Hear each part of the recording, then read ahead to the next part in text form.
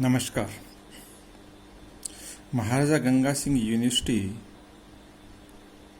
के MSc final के optional paper generalise hypergeometric function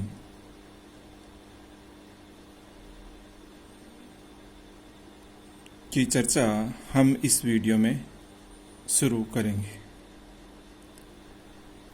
MSc previous के अंदर आप सभी ने हाइपर ज्योमेट्रिक फंक्शन का अध्ययन किया था, जिसको हम गॉस हाइपर ज्योमेट्रिक फंक्शन कहते थे।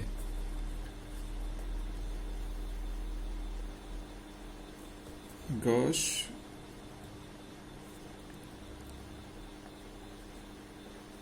हाइपर ज्योमेट्रिक फंक्शन, जिसको निम्न प्रकार से परिभाषित करते थे अपन 2f1 a b c z this is equal to summation sum n is equal to 0 to infinity a factorial n b factorial n c factorial n z power n and factorial of n, where a factorial n represent as a plus 1 to a plus n minus 1। तो ये जो series थी अपने पास 2f1 की, इसको हम Gauss hypergeometric function बोलते थे। The series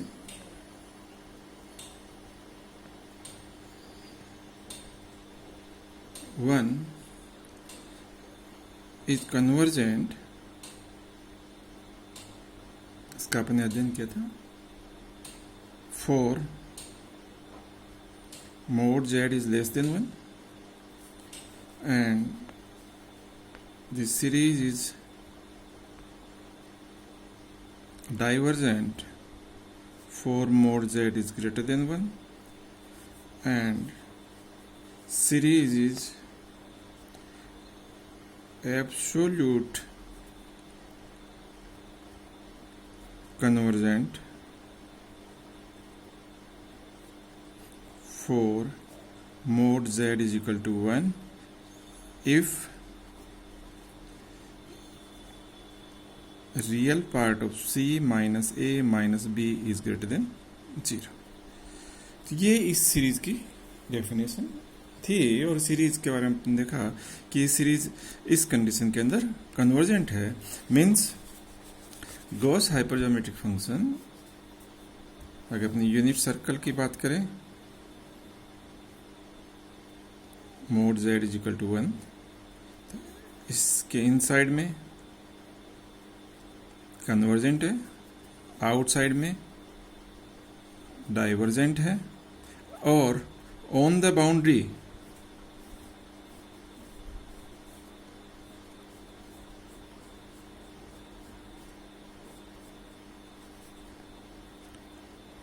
on boundary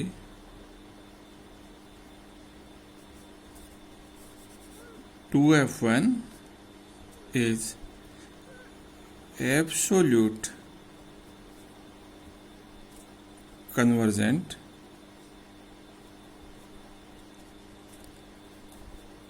if real part of c minus a minus b is greater than 0। अगर ऐसा है तो यहाँ इस हाइपर ज्योमेट्रिक फंक्शन के अंदर हम देख रहे हैं कि यहाँ हमारे पास दो न्यूमरेटर पैरामीटर्स है और एक डिनोमिनेटर पैरामीटर्स है। इन ए और बी सी पर कंडीशन ये है कि ए और बी आपके कोई भी रियल नंबर हो सकते हैं, जबकि जो सी है वो नेगेटिव इंटीजर नहीं हो सकता क्योंकि नेगेटिव इंटीजर होने से ये यहाँ पर ये इनफाइनाइट बना देगा सीरीज को। यहाँ एक बात और नोट करते हैं अपन,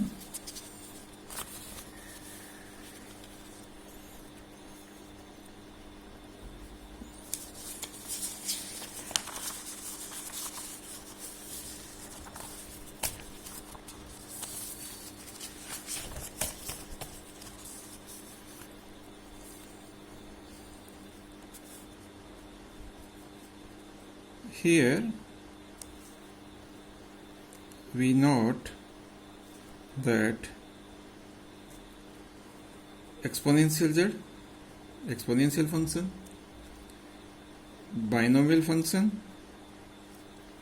logarithmic function, trigonometric function, sin z, cos z, Bessel function,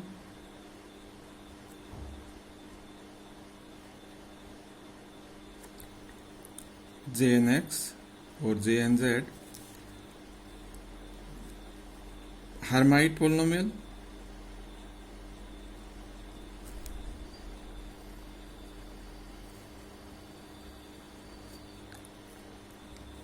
Jacobi polynomial,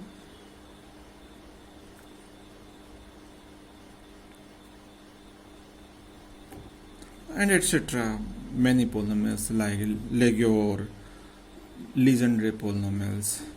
All of these are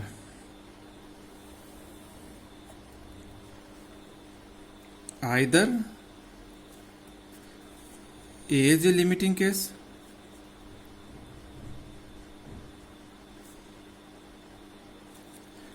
or a special case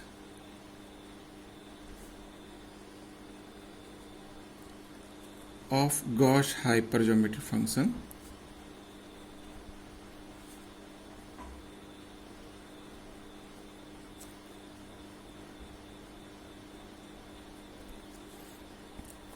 तो हम ये देख रहे हैं कि एक्सपोनेंशियल फंक्शंस जो फंडामेंटल फंक्शंस हैं हमारे, binomial functions, logarithmic functions, trigonometric functions, Bessel functions, Bessel polynomials, Hermite polynomials, लेग्योर polynomials, Jacobi polynomials, etc. Are these functions are either limiting case or a special case of Gauss hypergeometric function 2f1.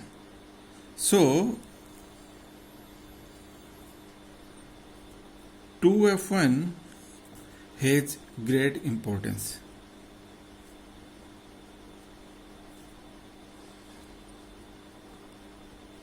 Has great importance in physical sciences, biological sciences,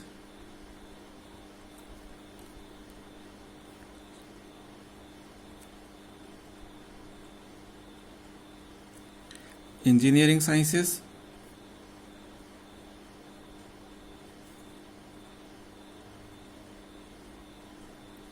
etc.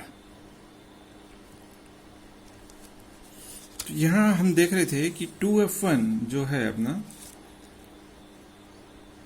Gauss hypergeometric function, जिसके अंदर हमने दो numerator parameter लिए, एक denominator parameter लिया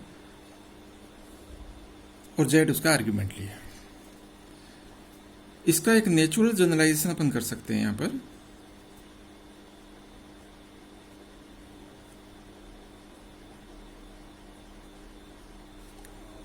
natural generalisation with any number of parameters, number of numerator and denominator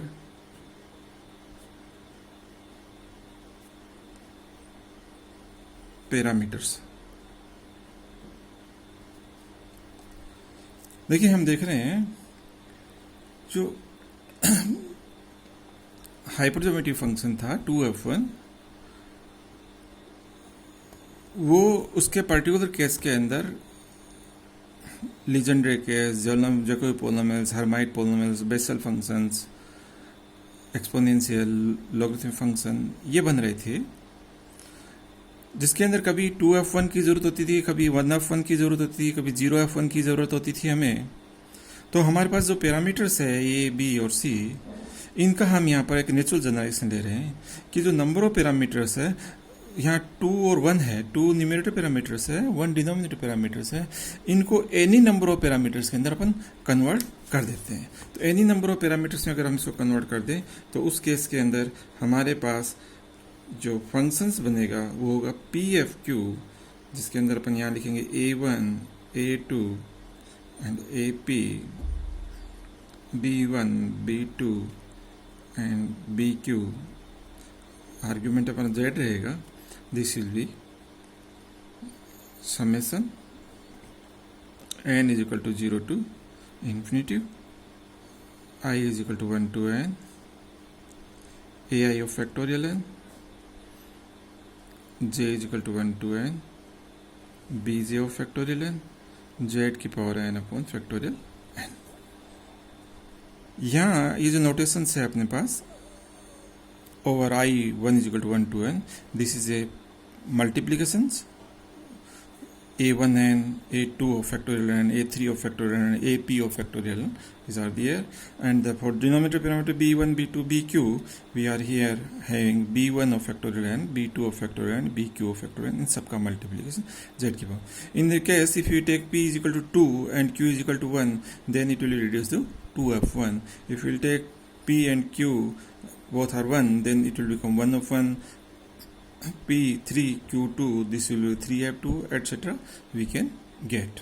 So these functions is known as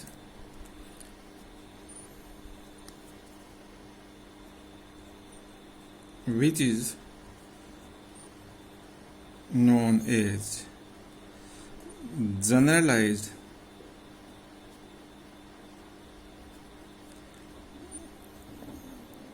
hypergeometric function. Generalize hypergeometric function का जो सबसे पहला हाइपरज्योमेट्रिक फंक्शन हम पढ़ेंगे वो PFQ हमारे MSc फाइनल के ऑप्शनल पेपर के अंदर चलेगा। इसका हम फर्दर जनरलाइजेशन करेंगे बार्नीस टाइप कंटूर इंटीग्रल से। हम देखेंगे कि इस फंक्शन PFQ का जनरलाइजेशन हम G फंक्शन के अंदर करेंगे and then further generalization of G function we will get the H function. तो ये हमारा MSc फाइनल के फर्स्ट ऑप्शनल पेपर के अंदर अध्ययन का विषय रहेगा। सबसे पहले generalize hypergeometric function PFQ, then its further generalization G function और we say the Mayer G functions, and then another generalization of the Mayer G functions to Fox H functions।